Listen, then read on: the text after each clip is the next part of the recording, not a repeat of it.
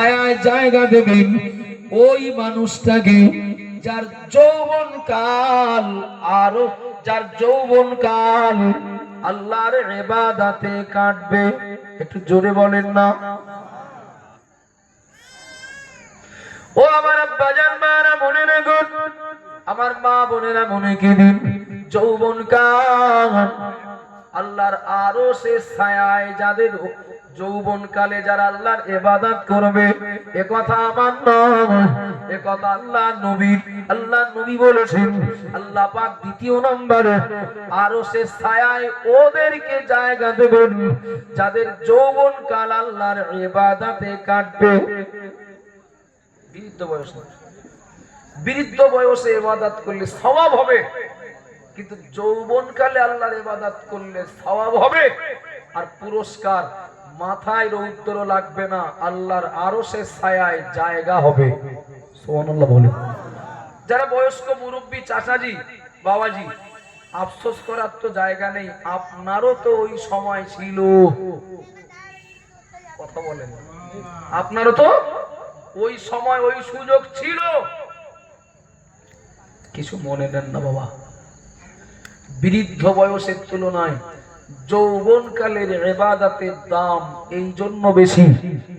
বৃদ্ধ বয়সের তুলনায় যৌবন কালে শয়তান 5 লাগে বেশি। ঠিক বলছি না ভুল বলছি? এইখানে এই যে সভা হচ্ছে দেখেন, বয়স্ক মানুষ বেশি। আচ্ছা, পাশে একটা গান হচ্ছে, ওখানে তার লোক থাকবে, যুবক বেশি না বয়স্ক বেশি? যুবক বেশি না? একদম দেখেন, একদম পুরো উল্টো, পুরো উল্টো। মিলাদ মাহফিলে, ওয়াজ নসিহতে, 5 ওয়াক্ত নামাজে, তসবি যাদের হাতে, দাড়ি যাদের মুখে, টুপি যাদের মাথায়, খোঁজ নিয়ে দেখেন বুড়ো মানুষ বেশি। আর দুনিয়ায় যত পাপ আছে বড় বড় কবিরা গোনা, ওখানে দেখেন যুবক বেশি। কেন? কারণ হলো যৌবন কালে ছেলে মেয়েদের পিছনে শয়তানের ধোঁকাটা থাকে বেশি।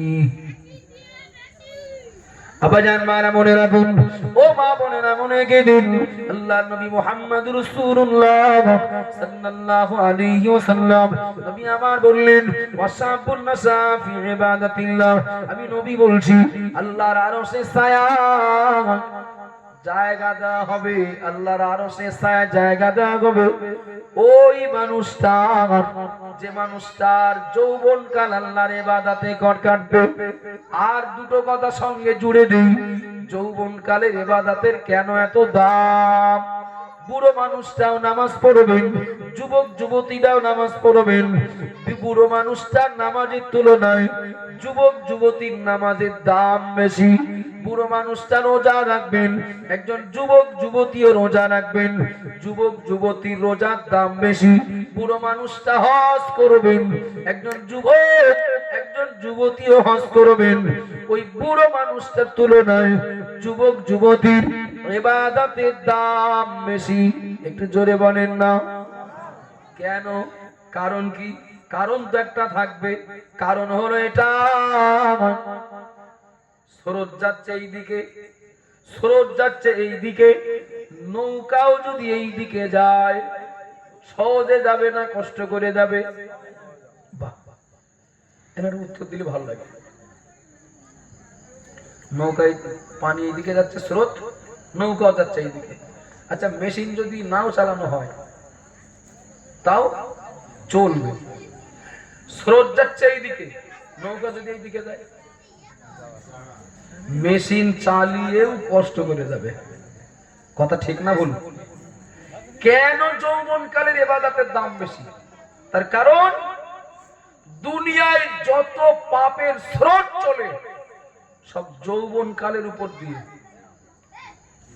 বৃদ্ধ বয়সে নয়, বয়স্ক মানুষটার ওই বয়সের উপর দিয়ে নয়। গান বাজনা, যাত্রা, থিয়েটার, মদ, জুয়া, জেনা, ব্যভিচার, সম্পর্ক সব যৌবন কালের সঙ্গে। যৌবন কালের কোন ভাই কোন বোন যদি মনে করেন আমি নামাজ পড়বো, পাপের স্রোত তার দিকে এগিয়ে আসছে, তার মসজিদে যেতে গেলে বা নামাজের পাটিতে দাঁড়াতে গেলে তার উল্টো দিকে যেতে হয়। কথা বোঝা যাচ্ছে বাপ? উল্টো স্রোতে তার চলতে হয়। এই জন্য যৌবনকালের মানুষটার ইবাদতের দাম বেশি। একটু সুবহানাল্লাহ বলেন। আব্বাজান মানা মনে রাখুন, যে মানুষটা বয়স্ক হয়ে গেছেন, বৃদ্ধ হয়েছেন, বৃদ্ধা হয়েছেন, ও বাবাজিরা মানা মনে রাখুন, রাজনীতি করতে ওই লোকটার আর কেউ ডাকেন না, সালিশ বিচার করতে লোকটা আনেন না, লোকটা চাকরি করতেন সরকারও বাদ দিয়েছে। কথা বলেন ঠিক না ভুল? ওই লোকটা বয়স বেশি হওয়ার জন্য তার গান বাজনা আর ভালো লাগে না, যাত্রা থিয়েটার ভালো লাগে না, মদ আর ভালো লাগে না, দুনিয়ার পাপ গুলো সব যেন তাকে তালাক দেয়। দুনিয়ার পাপ গুলো যেন বুড়ো মানুষটার, বুড়ি ওই দাদিমাটার যেন দাম দেয় না। ও ওরা যা পারে করুক।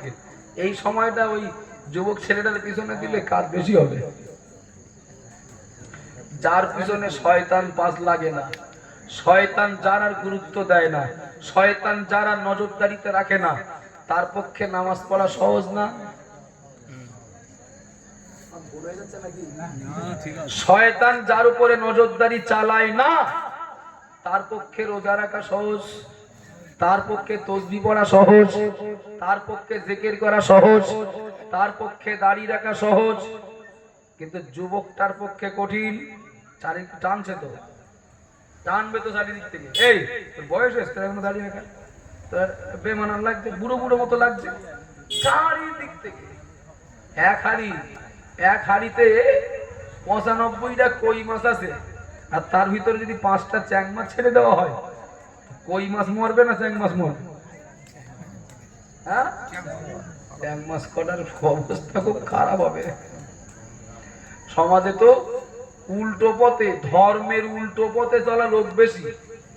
যখনই 5টা লোক ধর্মটাকে, 5টা যুবক ধর্মটাকে ধারণ করতে যাবেন, বাকিরা কই মাছের মতো কাটা মারবে। কথা ঠিক না ভুল? কিন্তু বুড়ো মানুষটার দাড়ি দেখে কেউ বলবেন না, ও চাচা বুড়ো বয়সে দাড়ি রাখলেন, বলবেন না। এই বুড়ো বয়সে তাসবিহ পড়েছেন, পড়ছেন, কেউ বলবেন না। কেন? আরে ওই তো বুঝুক্ত বয়স। আপনাদের অসুবিধা হচ্ছে বাপ। তাহলে দ্বিতীয় নম্বরে, যৌবনকালে ইবাদত করবে যারা, ওরা আরো শেষ জায়গা পাবে। এই বয়স যাদের শেষ হয়ে গেছে তাদের মনে রাখার দরকার। বাবাজি, চাচাজি, ও মা, আপনাদেরকে বলছি, এই বয়স যাদের পার হয়েছে, খোঁজ নিয়ে দেখেন আপনার ছেলে মেয়েদের এখনো ওই বয়স আছে। সুতরাং বাপ মা হিসাবে একটু তদারকি করলে ছেলেটার মেয়েটার ওই পুরস্কারটা পাইয়ে দেওয়া যাবে। সুবহানাল্লাহ বলেন। একটু খুশি হয়ে বলেন না সুবহানাল্লাহ। আব্বাজান বারা মনে রাখুন, ওগো মা বোনেরা মনে গেদিন, আব্বা মায়ের তদারকি ছাড়া, আব্বা মায়ের তদারকি ছাড়া কখনোই বর্তমান কালের যুবক যুবতীদের যৌবন কাল আল্লাহর ইবাদতে কাটানো সম্ভব নয়। কেননা পাপের স্রোত তাড়িয়ে বেড়াচ্ছে। কথা বলেন ঠিক না ভুল? এখান থেকে 20 বছর আগের তুলনায় এখনকার সময়টা আরো অনেক কঠিন, অনেক খারাপ। ঠিক বলছি না ভুল বলছি? এখান থেকে 20 বছর আগে 30 বছর বয়সী বড় ভাইটা একটা বিড়ি খেতে গেল, সামনে পিছনে ডাইনে বায়ে তাকিয়ে দেখতেন কেউ আসে কিনা। বাপ বাড়ি নেই তো, বড় বাড়ি নেই তো, ইমাম সাহেব আসছে না তো, চুরি করে খায়। আর এখন 13-14 বছর বয়স, সামনাসামনি খাচ্ছে। ভুল বলছি নাকি? সামনাসামনি খাচ্ছে। বাপ বিড়ি খেতেন, ছেলে চুরি করে। শেয়ানা ছেলের সামনে বিড়ি করা ঠিক না। ছেলে বিড়ি খেত বাপের চুরি করে। আর এখন বাপ যখন বিড়ি নিয়ে আসে 2 বান্ডেল নিয়ে আসে, ছেলের জন্য একটা, নিজের জন্য একটা। আবার ছেলেও যখন নিয়ে আসে তখন বাপের জোগাড় নিয়ে আসে। শুধু বিড়ি না আরো কিছু? কথা বলেন, শুধু বিড়ি না আরো কিছু? সব বলবো না, সব বললে বাড়ি যেতে হবে তো নাকি?